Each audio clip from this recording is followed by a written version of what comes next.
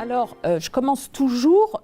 Ce matin, on va parler de la place de Joseph dans le plan de Dieu et sa mission. Et puis cet après-midi, grandir dans la foi à l'école de Joseph, en s'appuyant sur l'Écriture.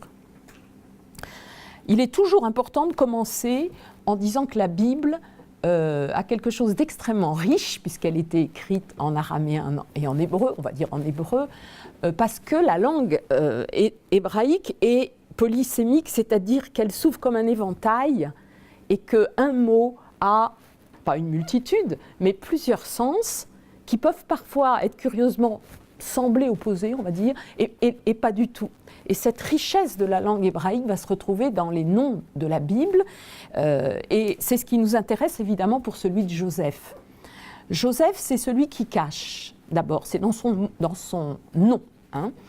Celui qui cache évidemment la naissance divine de Jésus, donc la virginité aussi de Marie, mais la naissance divine de Jésus. C'était important de le voiler, de le cacher au monde. Vous imaginez si ça avait été révélé en direct, vous imaginez les annonces du direct comme on les trouve à la télévision.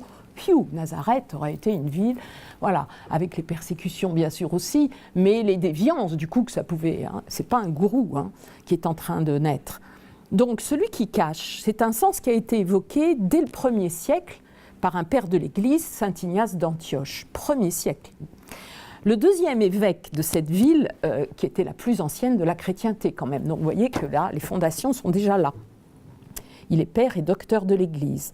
Et il nous dit qu'il cache aux princes de ce monde, c'est-à-dire aux malins, et à tous ceux qui le suivent, la virginité de Marie et la naissance divine de Jésus en le recevant comme fils dans son incarnation aux yeux du monde juif contemporain. C'est pour ça que quand on lit même dans Saint Luc qu'il est le fils du charpentier, il ne faut pas s'étonner, c'est comme ça que c'était voulu de toute éternité comme étape de l'incarnation. C'est aussi Joseph qui fait grandir, ça c'est intéressant, qui fait grandir Jésus, mais qui fait grandir Jésus en nous également, qui élève Jésus comme le prêtre dans l'hostie, et il a toujours, vous voyez, Joseph a toujours Jésus plus ou moins dans les bras, et très souvent d'ailleurs au-dessus un peu de lui. Là, ce n'est pas le cas, mais très souvent il l'élève.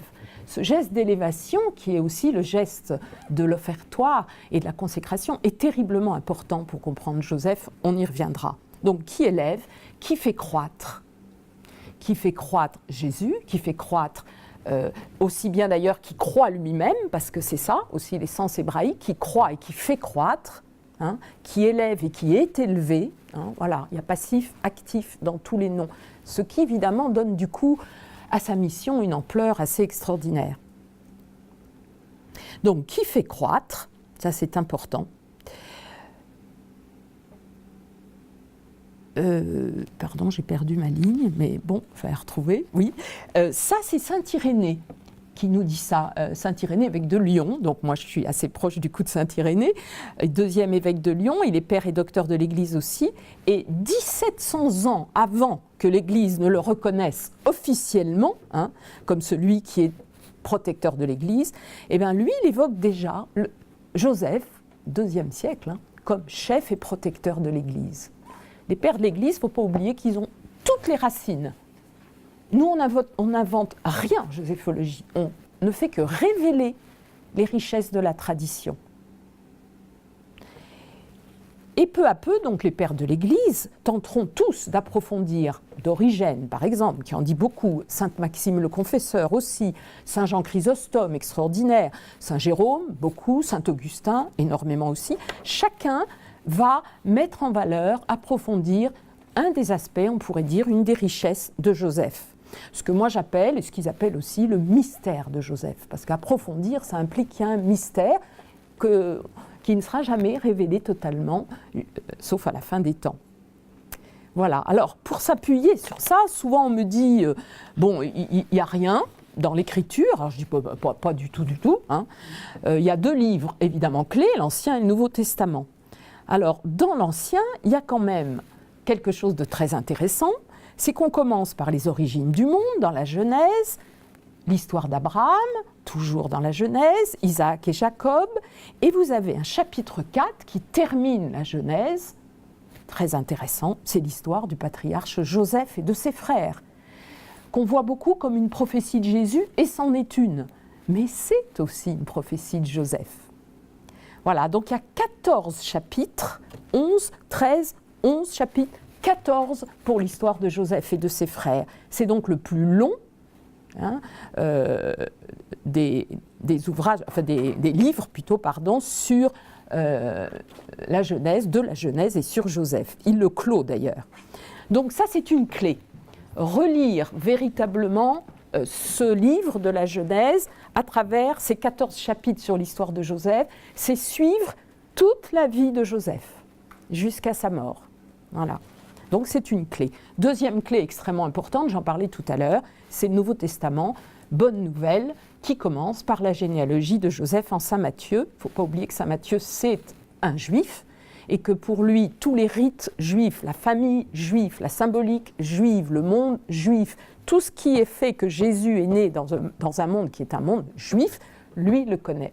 En connaissant parfaitement aussi l'Écriture, en bon juif qu'il était, il peut mettre en rapport Jésus, la réalisation, on va dire, du projet messianique et les paroles des prophètes. C'est ce qu'il fait dans tout son évangile, parce que tel prophète avait dit, etc.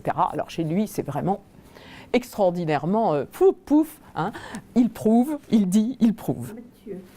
Matthieu. Oui. Voilà, donc c'est quand même une très bonne nouvelle qu'on commence par la généalogie de Joseph, par cette humanité blessée dans laquelle le Christ va pouvoir se greffer grâce à Joseph, puisque c'est par le Père qu'on reçoit le nom et qu'on est inscrit dans une généalogie. On devrait fêter la fête du recensement de manière extraordinaire en fait. Alors donc nous allons voir cette place de Joseph maintenant dans le plan de Dieu en partant de la Genèse. Quand on veut comprendre un plan, il faut revenir à la source, c'est une évidence. Si Dieu crée l'homme à son image, il le destine donc à être à l'image de la Trinité bienheureuse, qui est Dieu, dans cet incessant échange d'amour entre le Père, le Fils, fécondé par l'Esprit Saint. Ainsi donc, tout amour humain a pour vocation d'être à l'image de cette relation trinitaire. C'est pourquoi Dieu présente l'homme à la femme. Il n'est pas bon que l'homme soit seul. Il faut que je lui fasse une aide qui lui soit assortie. Genèse 2, 18. Phrase à laquelle fait écho celle prononcée par l'ange, Joseph, ne crains pas de prendre chez toi Marie, ton épouse. C'est seulement dans cette relation que la parole d'Adam va pouvoir jaillir. Et il s'exclame même, pour le coup, c'est l'os de mes os, en voyant la femme, et la chair de ma chair. C'est ce qu'on appelle au sens fort une parole de reconnaissance. Renaissance, on pourrait presque dire avec, au sens fort du terme. C'est une parole où Dieu se dit. Mais Dieu ne s'impose pas. Il nous faudra donc chacun consentir à l'image de Dieu pour que ce projet de Dieu puisse se réaliser en nous. C'est alors que dire oui au projet de Dieu sera forcément aimer vraiment, comme Joseph a su le faire par son fiat. Cependant, force est de constater que depuis la chute, chapitre 3, lorsque l'homme se détourne de Dieu, ce plan est fort contrarié. Toutes les sombres histoires, parfois horribles, de famille de l'Ancien Testament sont là pour nous le souligner. Et en particulier pour ce qui nous intéresse, l'histoire de Joseph, fils de Jacob et de ses frères. Je vous disais tout à l'heure, Joseph à la fois préfiguration de la figure du Christ et préfiguration d'un autre Joseph, Saint Joseph, lui aussi fils de Jacob, comme par hasard. Le Père nous aime d'un tel amour, et ça je crois que on se le redit jamais assez, qu'il nous prépare sans relâche depuis la chute à accueillir ce projet complètement fou. Nous envoyer son propre Fils et nouer ainsi avec l'homme faible et pécheur une alliance, comme on le dit à la messe, nouvelle et éternelle. selon les mots donc de la prière eucharistique. Pourquoi ? Parce que cette alliance est déposée par l'Esprit Saint dans les cœurs saints de Marie et de Joseph. Alliance en son Fils, dont l'amour total et irréversible ira jusqu'à la croix. C'est là tout le mystère de la crèche, c'est un mystère d'abaissement où incarnation et rédemption ne font qu'un. C'est un mystère, donc on n'est pas dans le temps. Et donc, c'est un mystère où incarnation et rédemption ne font qu'un. C'est Edith Stein qui a cette expression. Donc, il s'agit d'une véritable recréation, au sens d'une création renouvelée. Vous comprenez ma joie d'avoir entendu le pape parler de recréation pour Joseph. Réconcilié avec le Père par Jésus, mais en Marie et Joseph, où la ressemblance divine prend corps en nos corps. Dieu ne peut pas faire mieux que la Sainte Famille. Paul VI dit « Et voici qu'au seuil du Nouveau Testament, comme à l'entrée de l'Ancien, se dresse un couple. Mais tandis que celui d'Adam et Ève fut la source du mal qui a déferlé sur le monde, celui de Joseph et de Marie est le sommet, d'où la sainteté se répand sur la terre. Le Sauveur, dit-il, a commencé l'œuvre de salut par cette union virginale et sainte, où se manifeste sa toute-puissante volonté de purifier et sanctifier la famille, ce sanctuaire de l'amour et ce berceau de vie. » Allocution aux équipes Notre-Dame, 4 mai 1970. Quand on voit aujourd'hui les attaques sur la famille, et donc sur le monde, parce que l'origine du monde, c'est une famille, Adam et Ève, puis une recréation, Marie et Joseph. Et donc en sabotant ces familles, on sabote le plan du salut, tout simplement. Il n'a plus besoin on ne peut même plus être sauvé. Voilà, encore une fois, Jésus nous sauve entre Marie et Joseph. Et il n'était pas obligé, mais il l'a choisi. Voilà. Donc c'est important, et cette citation, c'est Jean-Paul II qui la reprend dans Redemptoris Custos au chapitre 7. Je vous invite vraiment à lire Redemptoris Custos. Il s'agit donc de prendre davantage conscience du rôle de la Sainte Famille, évidemment, dans le mystère de notre rédemption. C'est en ce sens que le père Marie-Dominique Philippe, dominicain et fondateur de la communauté des frères et sœurs de Saint-Jean, qui a écrit un très bel ouvrage sur le mystère de Joseph, aux éditions Saint-Paul, c'est un des livres vraiment clés que je peux vous conseiller, le mystère de Joseph aux éditions Saint-Paul, disait « Aujourd'hui, plus que jamais sans doute, nous avons besoin d'un regard théologique, pas d'une dévotion supplémentaire, d'un regard théologique sur Saint Joseph, cet homme juste qui achève l'ancienne alliance et dont Dieu se sert d'une manière si étonnante pour réaliser la nouvelle alliance. » Il est la clé. La jointure, voilà. Donc, il faut regarder ça, évidemment, de plus près. Donc, quelle est la place de Joseph dans ce plan du salut ? Elle est d'abord unique, comme père des patriarches.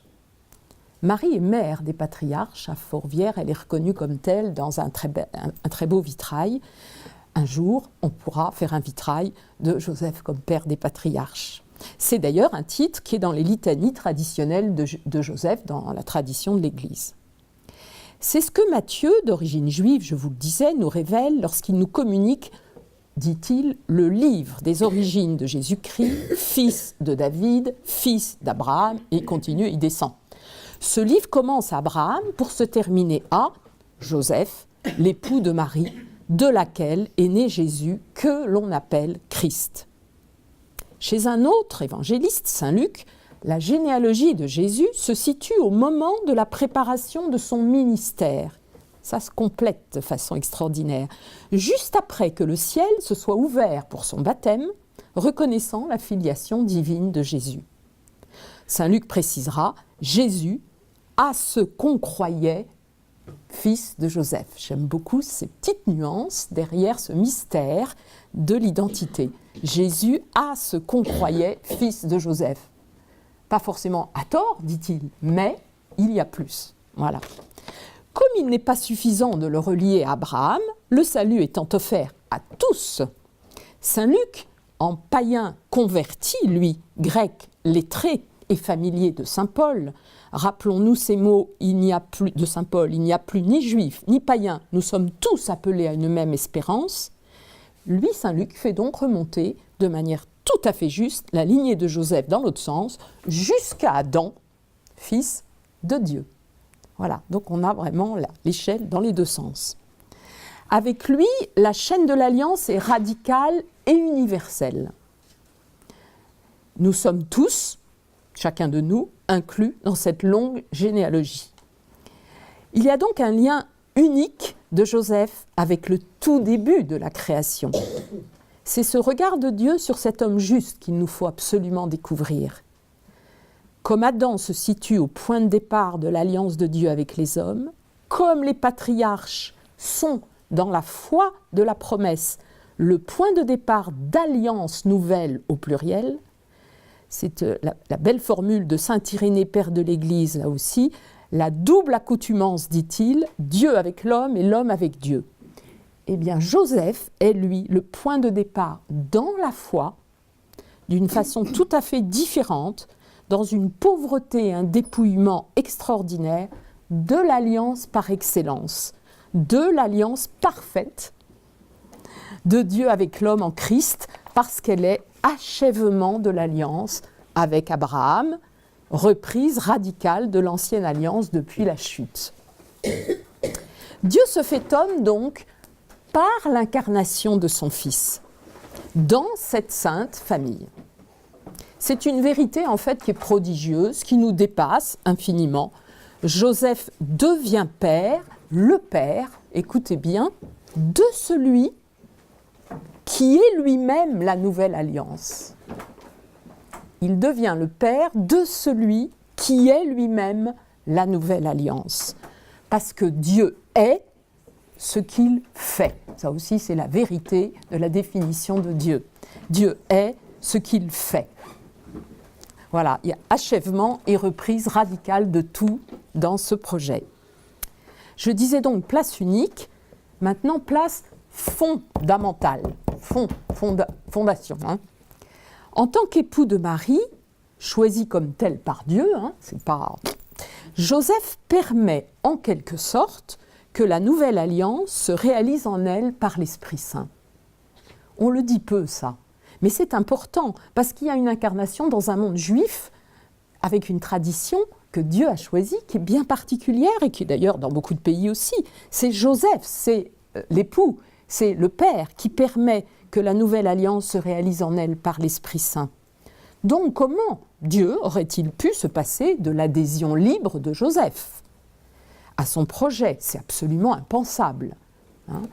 Donc le fiat de Marie, au fiat de Marie correspond évidemment aussi une annonciation à Joseph. Donc il s'agit vraiment de toucher du doigt, au sens de l'incarnation, ou aussi de l'intelligence et du cœur, ce qu'a pu être ce fiat de Joseph. L'importance de ce oui pour le plan de Dieu. C'est un véritable mystère à méditer, le oui de Joseph à Dieu, le oui de Joseph à Marie, qui ne font en fait qu'un en réalité, et sont la grandeur du saint mariage. C'est en ce sens que Jean-Paul II pourra parler du mariage chrétien comme œuvre de rédemption. La Sainte Famille est donc modèle et source de toute sanctification, dira Paul VI. C'est de son statut d'époux de Marie que découle la pleine paternité de Joseph. On ne peut pas parler de la paternité de Joseph sans s'appuyer sur le fait qu'il a été désigné dans l'Écriture comme véritable époux de Marie, puisque ce qui fait la paternité dans le monde juif, et encore beaucoup dans d'autres civilisations, c'est le fait du mariage. Voilà. La paternité découle de facto du mariage. C'est très important pour les pères adoptifs, ça, de le comprendre. C'est très grand. Elle n'est pas d'abord un lien du sang, voilà. Elle est d'abord un office voulu par le Père dans un contrat de mariage, dans une fidélité absolue qui est à l'image de la fidélité de Dieu pour nous. C'est là que se fonde donc la paternité de Joseph. C'est pour ça que Joseph, il faut toujours le voir comme fondateur, fondation. À Fourvière, on est dans les fondations de l'édifice. Place cachée maintenant. En ces temps de crise pour l'Église, pour le monde, et surtout pour la famille aujourd'hui, il faut, nous dira toujours le Père Marie-Dominique Philippe, impérativement retourner à la source, point de départ de cette nouvelle alliance, parce que c'est là que le mystère de Joseph nous est donné et révélé. C'est là qu'il s'impose à notre regard de croyant. On ne peut rien saisir, dit-il, du mystère de l'Église, or la Sainte Famille est la proto-Église, la première Église, si on ne regarde le mystère de Joseph. On pourrait même dire on ne peut rien comprendre à l'Église si on ne donne pas de place à Joseph.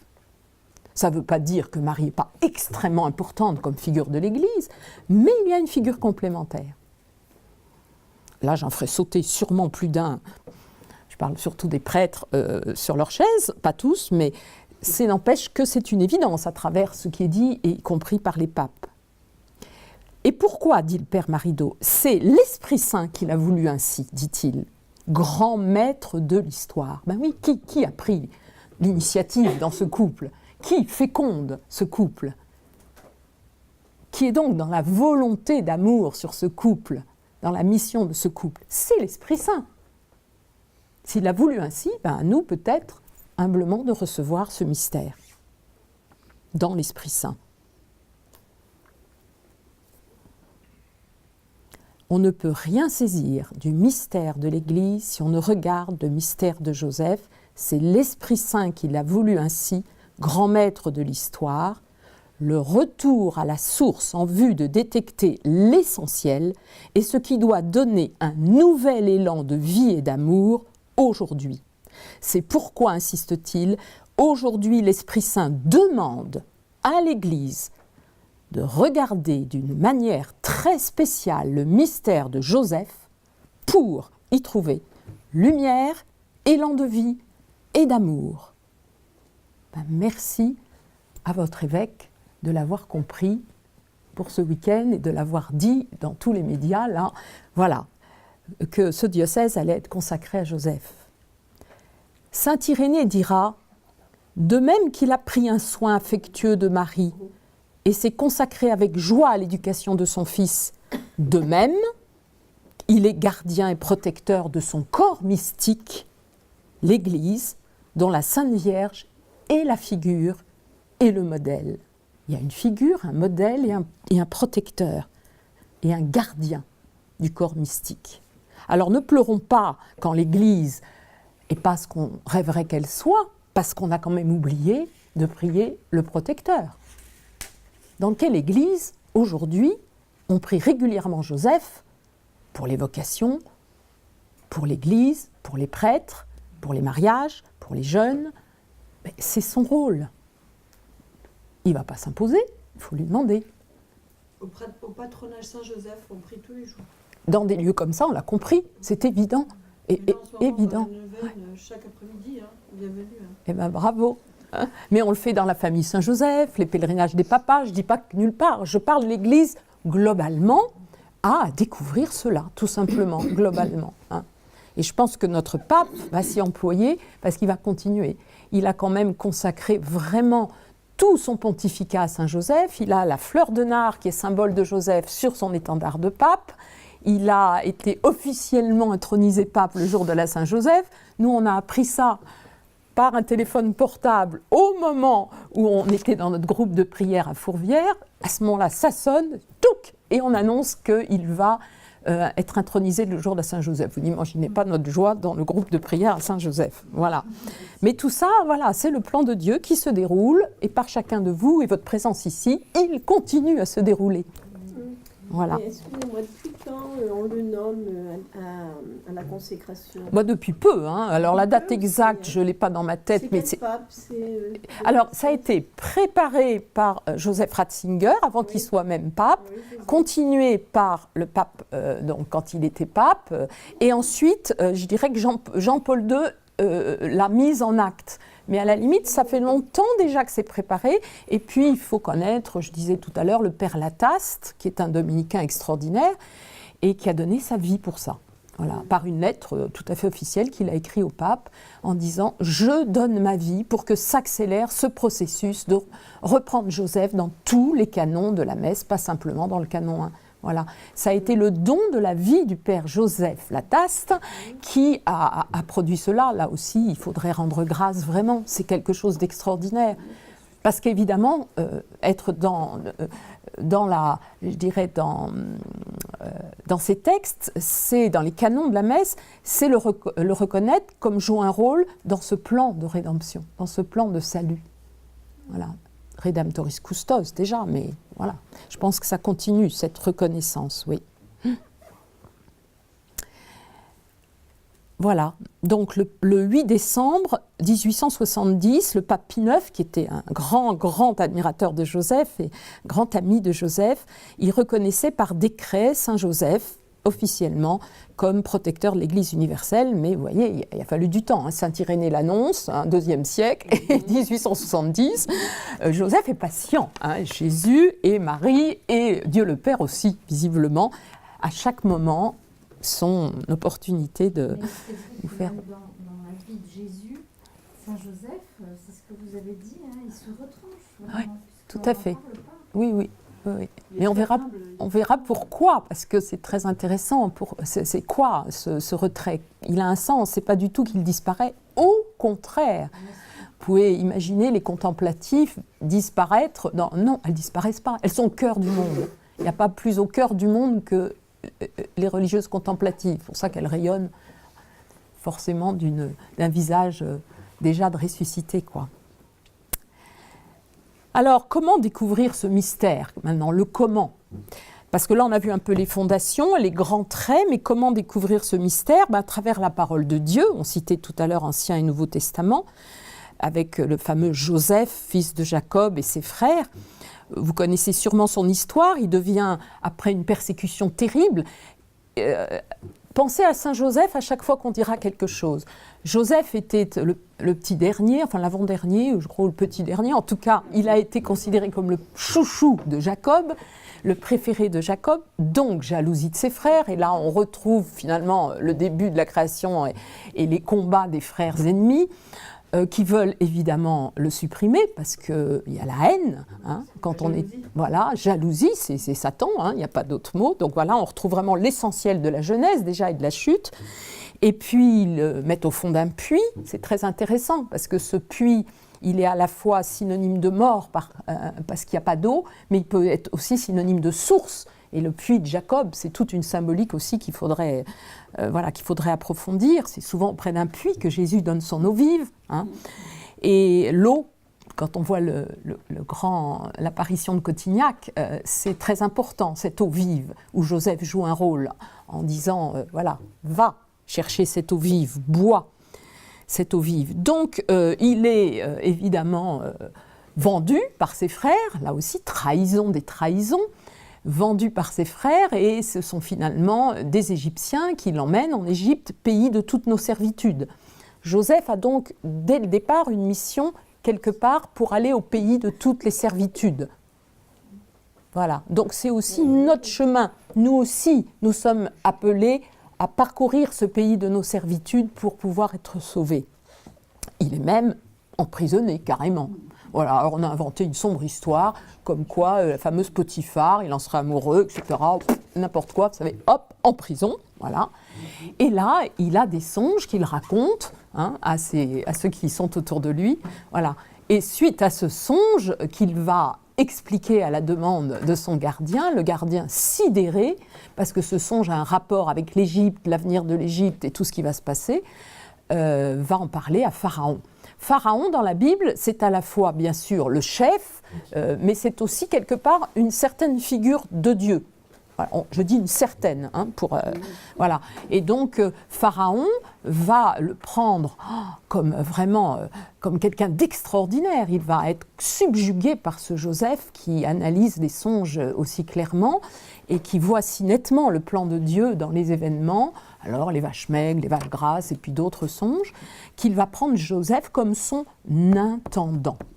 Intendant veut dire celui qui gère les choses matérielles, et puis ensuite il lui donnera toutes les clés. Il sera son ministre. Et c'est ce que va devenir Joseph, qui est appelé dans les litanies ministre du salut. Et c'est quoi un ministre? Il met en acte la politique de celui qui est chef, de Dieu on pourrait dire, ou du pharaon. Voilà, donc Joseph a comme rôle de mettre en acte, dans la réalité, la politique du salut, déjà dans l'Ancien Testament. C'est extrêmement important de comprendre ça parce que ce sont des expressions qui sont chez les pères de l'Église, ministre du salut, grand intendant du salut, et qu'on retrouve derrière intendant le lien avec les choses matérielles, mais surtout avec la nourriture. Vous savez bien qu'à cette époque, il y a eu une famine terrible en Égypte, vaches maigres, vaches grasses, et que, dit Joseph, il faut mettre de côté les réserves, surtout pas tout dilapider. Et pour les temps difficiles, il faut garder un trésor quelque part. Ce trésor, pour nous, c'est l'Eucharistie. Mais à cette époque, c'est déjà mettre du blé de côté. Et ce blé va être mis de côté avec beaucoup de sagesse. Et non seulement il pourra nourrir, en temps de crise, l'Égypte, mais ses frères qui vont venir en chercher, d'où la retrouvaille, enfin, etc. Et donc, finalement, figure du monde entier. Donc Joseph a un lien avec l'Eucharistie, extrêmement important. Si vous visitez Fourvière, devant le banc de communion, vous avez les 2 phrases de la Genèse évoquant ce Joseph de l'Ancien Testament qui sauva ses frères.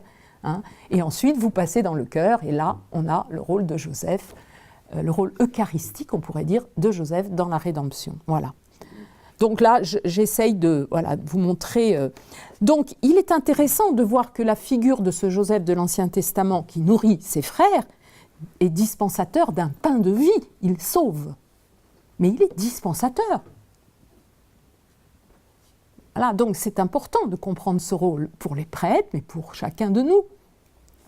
Padre Pio disait que quand on communie, on doit communier entre Marie et Joseph.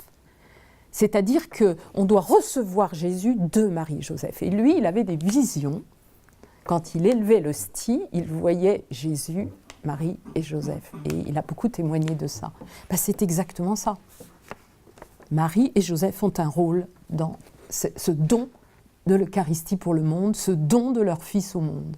Jésus ne s'impose pas, il se donne à travers Marie et Joseph. Voilà.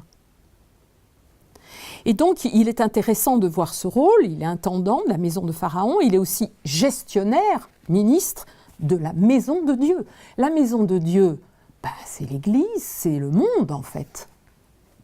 Dans lequel, qui est les fondations? C'est Joseph. Dans les litanies, colonne du monde. C'est quoi colonne du monde? Si ce n'est pas ce qui fait que ça tient debout. Alors, le monde ne tient pas debout. On a oublié Joseph. Voilà, c'est quand même dommage, quoi. Parce que, alors lui, tout discret, mais n'empêche que c'est dommage. Donc il sauve sa famille, son pays, je vous l'ai dit, voilà. Symbole donc eucharistique. C'est très important de comprendre le rapport de Joseph et de l'Eucharistie, qui nous évoque bien le rôle qui sera donc celui de Saint Joseph comme protecteur et sauveur de Jésus et sauveur, parce qu'il sauvera le pain de vie. Dans le parcours en Égypte, là, Hérode qui cherche à le faire mourir. Qui va sauver Jésus des mains d'Hérode? C'est Joseph. Il a eu une vision. Oui, tout à fait. Et donc c'est très important de comprendre que c'est lui, là. C'est son rôle. Alors lui enlevons pas les rôles parce que il ne faut pas oublier que dans l'Ancien Testament, c'est annoncé. Vous voyez que j'invente rien. C'est pas moi qui commence à... c'est appuyer sur les pères de l'Église, l'Ancien Testament, et réalisé dans le Nouveau. Voilà, c'est ça notre foi. N'allons pas dire qu'il n'y a rien, mais pas du tout, il y a tout. Il y a tout. On n'a pas, nous, à trouver de nouvelles révélations, on a juste à les faire connaître. Donc, rédempteur du monde. Donc, là encore, je vous renvoie à la lecture de Redemptoris Custos, c'est dit. Cette symbolique eucharistique, elle est évoquée dans l'église basse de Fourvière tout au long. Je ne vous précise pas les choses parce que là, on n'aura pas le temps, mais cette symbolique eucharistique, elle est partout dans l'église basse. Et donc, l'architecte avait totalement compris ce rôle de Joseph par rapport au pain de vie. Il y a également dans l'église basse, je commence souvent par là, par le fond, 2 phylactères, c'est-à-dire tenus par des anges, 2 porte-drapeaux, on pourrait dire, sur lesquels il y a les phrases de la Genèse qui sont très importantes. Fecit eum quasi patrem regis. Dieu l'a fait, l'a institué, quasi patrem regis. Quasiment, pas comme Père, parce qu'il y a le Père du ciel, mais quasi, qui montre bien ce mystère de sa paternité, patrem regis, grand air, c'est-à-dire Dieu. Il l'a établi comme Père du roi, roi du ciel. C'est quand même incroyable, quoi. Jésus, avec comme Père Joseph, quasi, il faut garder ce quasi, c'est très important parce que c'est le mystère. Et continue la Genèse, et il l'a fait Dominum Universae Domus Eius. Il l'a établi donc comme maître de toute sa maison. Et la maison du Père du ciel, c'est le monde, de toute sa maison. Voilà, il n'est pas simplement protecteur de l'Église au sens catholique, etc., bien que catholique veut dire universel. Alors ça veut dire en effet de tout le monde, du monde entier. Voilà, c'est important de connaître la Genèse pour ça. Là aussi, la Genèse, c'est nos gènes. Si on ne va pas dans notre histoire première, on ne se comprendra pas. Donc le maître de sa maison, c'est la maison d'abord de Bethléem. Et vous savez que la maison de Bethléem, c'est le clan de Juda et c'est la famille de Joseph, d'où il va être rejeté d'ailleurs au moment de la naissance. Ça veut dire aussi le nom Maison du pain, Bethléem. Maison du pain, encore, vous voyez, le rôle de l'Eucharistie. Et celle de Nazareth, dans la Galilée, carrefour des nations, c'est la terre de la mission, celle-là. Chaque endroit a un rôle bien spécifique. L'idée à Fourvière, c'était de faire entrer les pèlerins, ils avaient le choix, il y avait la grande porte principale qui était la porte du clan de Juda. Et puis à droite et à gauche, on avait le choix entre 2 portes, Bethléem ou Nazareth. Oui, c'est important ça aussi. Il y a 2 portes pour comprendre l'incarnation qui se complètent. Bethléem, lieu de la naissance et de notre naissance par conséquent, et lieu Nazareth de la croissance de Jésus et de notre propre croissance. On est tous frères et sœurs de Jésus. Voilà, donc c'est important tous ces noms-là. Lieu de la croissance de Jésus et donc de l'Église. On a passé la porte sainte par hasard uniquement parce que c'était commode, parce qu'ils n'ont pas encore du tout accepté tout ça officiellement, mais on a passé la porte sainte par Bethléem. Alors là aussi j'étais contente, parce que je me suis dit waouh. Voilà, donc c'était important à comprendre. Et donc de l'Église, encore une fois, croissance de l'Église. Au cœur de cette proto-Église qu'a été la Sainte Famille, et dont Joseph a été chef et liturge, dans la tradition juive également, dans la tradition d'Israël. Donc c'est en ce sens qu'il faut comprendre le qualificatif de chef et patron de l'Église. Peut-être que les mots, nous disent pas tout ou qu'on comprend mal, mais bon. Donc il y a 3 pistes. Et je crois qu'il faut les méditer, les approfondir vraiment pour trouver, je dirais, la substantifique moelle de Joseph. Il y a d'abord son lien avec la maison du pain, ce pain de vie donné aux hommes. N'oubliez plus jamais maintenant, quand vous prenez l'Eucharistie, à demander à Marie, ça c'est Grignon de Montfort, et à Joseph, voilà, qui soit là pour préparer votre maison intérieure, pour lui donner des fondations solides. Marie prépare notre cœur, Joseph nous permet de recevoir ça dans quelque chose de solide, en fait. Donc je crois que c'est important. C'est d'ailleurs toute la dévotion de Saint Jean-Eudes, dévotion aux 3 cœurs, qu'on n'a pas encore non plus totalement comprise dans l'Église, puisque je lis souvent dévotion au cœur ou aux 2 cœurs. Souvent, on oublie le 3e. Curieusement, quand on parle de Saint Jean-Eudes et de cette dévotion, il y en a 3. Donc, il ne faut pas oublier Joseph. 2e piste, son lien avec la croissance de l'Église. Joseph qui fait croître. La croissance de l'Église, la nôtre, toute personne humaine, frères et sœurs en Jésus-Christ, adoptés nous aussi par Joseph, comme l'a été Jésus. Ça aussi, il ne faut pas l'oublier. Faisons-nous adopter humblement par Joseph comme l'a été Jésus. C'est la méditation d'ailleurs qui a été faite en 2011 pour l'année de l'âme par Monseigneur Barbarin, qui a confié cette année de l'âme, dont il a expliqué que c'est l'année de notre construction Voilà, la construction de notre personnalité, il l'a confiée dans l'église basse de Fourvière à Saint-Joseph. Troisième piste, Excusez-moi, Oui. j'ai pas compris deuxièmement ce que vous avez dit. donc son lien avec la croissance de l'église et son lien avec, évidemment, Marie et Jésus en tant qu'époux et père, à la fois conjugalité et paternité entière de Joseph. Vrai mariage et vrai père. Voilà. Alors c'est vrai que c'est un mystère insondable, parce qu'on n'aura pas fini de l'approfondir, que Dieu, dans sa grande miséricorde, offre à notre méditation. Mais pour les temps que nous avons à vivre, crise de l'Église, crise de la famille, crise du couple aussi, crise de la foi aussi. Dieu l'a voulu, n'oublions pas, maître de sa maison. Voilà.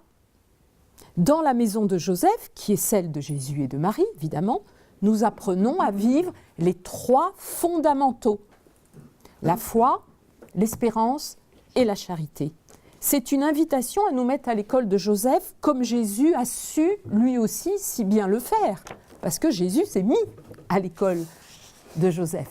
Et Joseph aussi, d'ailleurs, s'est mis à l'école de Jésus.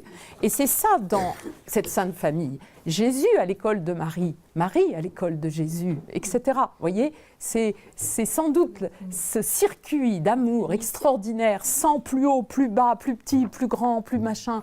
C'est effrayant, moi, quand on me dit oui, mais avant, après, Marie. Demandons à Marie si elle a envie de mettre Joseph après. Ça, c'est nos petits circuits dans le temps et l'espace, ok, mais ce n'est pas dans le mystère. Voilà. Chacun a sa place, oui. Chacun ses spécificités, oui. Tous complémentaires, oui. Mais pas au-dessus, en dessous, avant, après. Moi, alors là, ça me fait bondir. Je pense que Joseph aime trop Marie, et il n'idéalise pas non plus comme une espèce de déesse souveraine, comme certains quand même font, un peu trop peut-être. Et puis, voilà, je veux dire, il y a une conjugalité, un amour, un respect mutuel de tous. Hein, et ça, c'est important, je trouve, de bien le comprendre. Voilà. Alors, ce couple, maintenant, de Marie et Joseph, il a quelque chose à dire à toutes nos familles blessées, à tous nos couples blessés, à tous nos êtres blessés. Joseph, en tant que fils de David, époux de Marie, a quelque chose à dire. Joseph et la maternité divine de Marie a quelque chose à nous dire. En tant que fils d'abord de David et époux de Marie, ce sont ces deux titres de noblesse. Il est descendant de David et il porte donc la vocation d'Israël. Il devra monter à Bethléem en Judée pour le recensement du monde entier, est-il dit dans l'Écriture, pas le recensement de ma petite famille, du monde entier. Est-ce qu'on s'est arrêté parfois là-dessus, vous voyez ? Ah bon, il va recenser pour le monde entier, du monde entier. Donc on est dedans, on monte avec Joseph et Marie pour le recensement du monde entier, qui est prescrit par César Auguste, comme quoi Dieu se sert de tout. Joseph est enraciné dans le peuple d'Israël, ça aussi c'est important.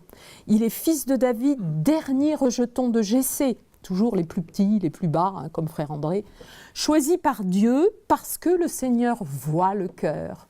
Ça, c'est les psaumes beaucoup. Et pourtant, un roi David qui est ombre et lumière, pourtant. Mais c'est de cette lignée que naîtra Joseph, qui lui aussi aura d'ailleurs deux pères. Un par la lignée, Jacob, et un par le sang, Élie, frère de Jacob, comme ça se faisait beaucoup en Israël, pour des raisons qu'on ne va pas souligner ici. Mais Dieu sait si son ascendance à Joseph est marquée par le péché, tout comme les nôtres. Parce qu'aller voir de près tous ceux qui sont cités dans la généalogie, ça vaut tous les feuilletons sur Plus belle la vie qui est plus moche la vie. Vraiment, voilà. Ça, vraiment, là, c'est important de voir qu'on n'idéalise rien, là. Donc, ombre et lumière, vraiment. S'il est de descendance royale, son titre nouveau et personnel, c'est d'être l'époux de Marie. Le mariage de Marie et de Joseph se comprend parce qu'il y a entre eux une union indivisible des âmes, c'est ça qui fonde le mariage chrétien. C'est saint Thomas d'Aquin qui précise ça. Donc, c'est à la lumière des révélations du mystère d'ailleurs de l'Immaculée Conception que nous pouvons le mieux comprendre le choix libre de Marie de se consacrer entièrement au Seigneur avant même sa rencontre avec Joseph. Ce serait alors sa première réponse personnelle à la grâce toute gratuite de l'Immaculée Conception qui lui a été donnée à sa naissance. Joseph, pour la prendre pour épouse, devra respecter cet abandon radical à la volonté de Dieu et doit donc vivre du même mystère d'abandon et de remise totale de sa vie entre les mains du Père. Voilà ce qui les unit. En devenant son époux, il épouse l'œuvre de l'Esprit en elle. Il vit de ce secret, de ce lien qui l'unit si personnellement à son Père. Souvent, on voit Marie dans les mains du Père du ciel. Toute l'alliance de Dieu avec l'homme fleurit, s'épanouit dans cette union. Cet amour et ce choix de prédilection qui a été fait de toute éternité. Dieu leur demande de s'aimer et de s'en remettre totalement à sa volonté. C'est vraiment ça le chemin avec Joseph et Marie pour nous. De s'aimer, soi-même et les autres, de s'en remettre totalement à la volonté de Dieu sur nous. Tout le reste leur échappe, doit nous échapper nous aussi. C'est le chemin de tout appel et de tout amour. C'est pas simplement pour eux. C'est pour ça qu'ils sont à la fois, on dit souvent nous, modèle et source. Hein, il y a les deux choses chez eux. Le saint mariage donc de Joseph, icône de l'amour. Deuxième aspect, Joseph est la maternité divine de Marie. Par l'Annonciation, Dieu ne détruit pas le lien qui unit Marie à Joseph. Il le purifie, l'appauvrit, lui donne une dimension nouvelle. Hein, pas de misérabilisme, l'appauvrissement, c'est pour nous donner plus, pas pour nous donner moins. Hein. C'est une étonnante pratique des mathématiques par l'Esprit Saint, mais c'est comme ça que ça marche. Marie peut rester l'épouse de Joseph tout en étant livrée totalement à Dieu. C'est d'ailleurs ce qu'ils ont tous les deux choisi de vivre.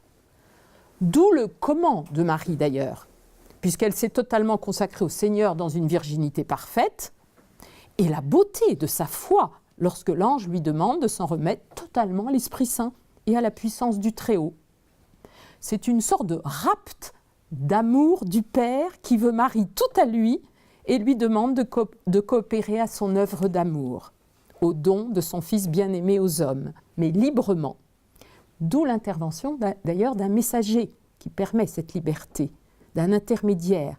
Marie reçoit ce secret comme un mystère de fécondation divine en elle. Elle est la première à recevoir ce secret et ce don. Mais nous aussi, nous sommes invités à suivre ce même chemin. Et c'est toujours comme ça. C'est pour ça que c'est très important toujours de voir ces deux faces. Comme Marie et Joseph, nous avons nous aussi nos projets, nos désirs. Et si nous acceptons de nous mettre à l'écoute de l'Esprit Saint, il nous communiquera le secret de fécondité de l'amour du Père pour chacun de nous. C'est important ça. Vous pouvez le répéter s'il vous plaît. C'est beau.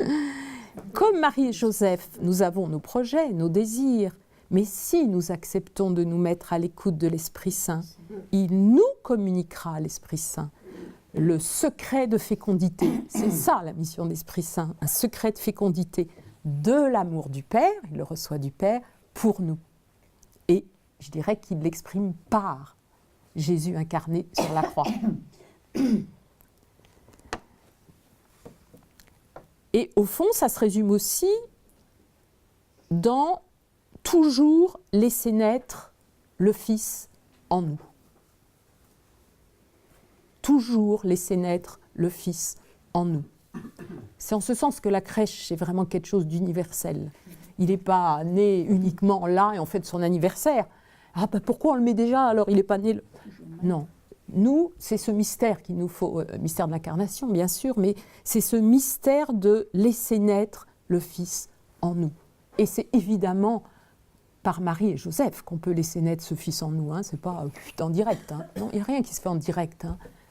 Dieu passe par nous, par les hommes, par l'incarnation. Hein. Alors, est-ce qu'on est loin de Joseph ? Pas du tout, parce que Marie a confiance en Joseph. Lui aussi, c'est mettre Dieu devant. Et contrairement à ce qui se passe dans l'Ancien Testament avec la mère de Samson, où quand elle a une révélation, alors là, elle s'empresse de communiquer la nouvelle à son mari, pourquoi pas au voisin qui doute d'elle, demande confirmation. Bon, Marie, elle porte seule, pas avec Joseph, seule, et dans une confiance totale en Dieu et en Joseph, son secret. Elle est seule à porter le poids de la promesse. On est seul, chacun, à porter le poids de la promesse sur Jésus en nous, de Dieu sur nous. C'est important, seul au sens unique. Alors Marie entre dans le silence du Verbe qui s'incarne en elle. C'est beau, ça aussi, c'est une phrase, si je me rappelle bien aussi, du père Marie-Dominique Philippe. Elle entre dans le silence du Verbe qui s'incarne en elle. On pourrait dire pourquoi elle ne va pas voir Joseph tout de suite, etc. Elle éviterait qu'il souffre. Chacun a une relation précise, privilégiée, voulue par Dieu, unique. Et l'ange va donner à Marie un signe, celui d'Élisabeth, enfantant un fils dans sa vieillesse, pour bien lui prouver que, tu vois, là aussi, et beaucoup de choses comme ça dans l'Ancien Testament d'ailleurs avant, là aussi, regarde, rien n'est impossible à Dieu. Elle en a même une preuve. Donc Marie saisit parfaitement la signification de ce signe, et c'est par la charité fraternelle qu'elle mettra en acte, parce qu'il faut mettre en acte, d'une certaine manière, la présence de Dieu en elle, immédiatement par la visitation. Et cela lui permettra, par une juste distance avec Joseph, très important toujours, pas de fusion, par une juste distance avec Joseph, dans cet éloignement, de garder au plus profond de son être ce silence voulu par Dieu, et de permettre qu'en son temps, Dieu parle aussi à Joseph. Donc, tant de maturation nécessaire pour que Dieu puisse vraiment naître en elle et qu'elle respecte Joseph aussi, voyez. Après 3 mois, Marie retourne auprès de Joseph. Joseph réagit en juste, non selon la loi, mais selon le cœur de Dieu. Et s'il décide de redonner à Marie sa liberté, plutôt que de dire répudier, qui est très violent, elle a aussi un problème souvent de traduction, c'est pour laisser Dieu agir en elle et ne pas être un obstacle à cette volonté qui le dépasse complètement. C'est toute l'humilité et la pauvreté de Joseph qui est là. Pas une ombre de doute sur Marie, ça c'est complètement aberrant. Et donc c'est dans toute cette humilité et la pauvreté d'ailleurs que l'Esprit Saint peut combler. Joseph connaissait parfaitement les Écritures, évidemment, en juste qu'il était, et en particulier la prophétie d'Isaïe. Or, tout ceci advint pour que s'accomplisse cet oracle prophétique du Seigneur. Voici que la Vierge concevra et enfantera un fils. Il ne pouvait que s'effacer devant cette réalisation. Joseph prononce alors son fiat silencieux à la volonté de Dieu. Il accepte que Marie passe devant lui et se retire en silence. La Vierge n'appartient qu'à Dieu. L'amour de Joseph pour Marie, c'est de l'aimer jusque-là. Il l'aime pour qu'en elle, et c'est ça aussi qu'on doit faire, se réalise la volonté de Dieu. Aimer l'autre pour qu'en l'autre se réalise la volonté de Dieu et non pas la nôtre. Quelle leçon d'amour déjà là! Son amour ne lui donne donc aucun droit sur elle. Mais Joseph a conquis par son humilité le cœur de Dieu. Et donc Dieu va le combler infiniment. Et voyez l'espace de la liberté. Joseph met en acte sa liberté là, en juste qu'il est. Mais alors, ça va lui être donné au centuple. Son obéissance à Dieu le rend père. Il fallait quand même ça. Donc c'est aussi important pour les pères autour de nous, qu'ils soient pères adoptifs, pères charnels, pères spirituels, pères, etc. C'est important. C'est l'obéissance à Dieu qui rend père. Et il lui donne toute autorité, c'est quand même important, sur le Fils de Dieu. Il faut quand même mesurer ce que ça veut dire. C'est tout le mystère de la paternité, bien comprise évidemment, que Joseph nous permet de méditer ici. C'est pour ça que c'est un chemin extraordinaire pour méditer la paternité. C'est toi, Joseph, qui donneras au Fils de Dieu, de la part du Père céleste, son nom, comme ça se faisait dans le monde juif, Et donc, avec le nom, sa mission. Sachons que quand on choisit le nom, dans le nom, il y a la mission voulue de toute éternité par le Père sur l'enfant, sur le Fils, la fille, etc. À condition d'être dans cette obéissance, évidemment, à Dieu le Père, cette disponibilité de recevoir toute paternité du ciel, etc., comme dit saint Paul. C'est très important pour un père de comprendre ça. Ça peut être la mère qui propose, mais c'est quand même le père qui a cette responsabilité du choix final. D'où pour Jean, vous vous souvenez peut-être Jean le Baptiste, c'est Élisabeth qui suggère Jean, alors que ce n'est pas du tout dans la tradition, mais c'est Zacharie qui authentifie, et là il retrouve la parole, le verbe. Très intéressant ça aussi, mais bon, là on est sur un autre sujet, mais c'est intéressant. Son obéissance le rend père et lui donne toute autorité sur le Fils de Dieu, c'est tout le mystère de cette paternité. C'est toi, Joseph, qui donneras au Fils de Dieu, de la part du Père Céleste, sa mission, celle d'être le Rédempteur de l'humanité. Voilà la vocation du Père. Recevoir la vocation de son Fils par le Père du ciel et permettre qu'elle se mette en acte. Autrement dit, si elle a bien été mise en acte, qu'il faut aller remercier, en grande partie Joseph. Je ne dis pas qu'il n'y a pas bien d'autres choses, mais il a accepté ce rôle et il l'a bien fait. Marie accueille le don du Très-Haut, elle accueille le don, voilà, toute réceptivité, Marie et la femme, accueillent le don. Et Joseph, en prenant Marie chez lui, prenant au sens étymologique, assumer, porter, c'est ça que veut dire prendre, l'accueille comme celle qui porte justement le Sauveur au monde. C'est ça, chacun son rôle et sa place et sa mission. Joseph est appelé à regarder Marie donc autrement. Et c'est ça toute la conversion de Joseph au plan de Dieu. Comme un mystère de fécondité qui le dépasse. Mais c'est aussi ce que nous devons faire avec chacun. L'autre ne nous appartient pas. Il est un mystère fécondé, où finalement, mystère peut-être à contempler, à comprendre, mais c'est ça la relation à l'autre. Ni une relation de fusion, ni une relation de possession, ni une relation, etc. Toutes les déviances, mais c'est ça. Mystère de fécondité qui le dépasse. C'est dans sa fécondité divine qu'il doit la recevoir. C'est ainsi que Joseph nous apprend à regarder l'autre, conjoint, frère ou sœur, comme il a su regarder Marie. Encore un autre apprentissage de Joseph, vous voyez, comme il a su regarder Marie et Dieu en elle. Ce fruit de l'Esprit Saint en elle, il n'en est pas exclu. Au contraire, il doit aussi le recevoir. Il lui est aussi donné.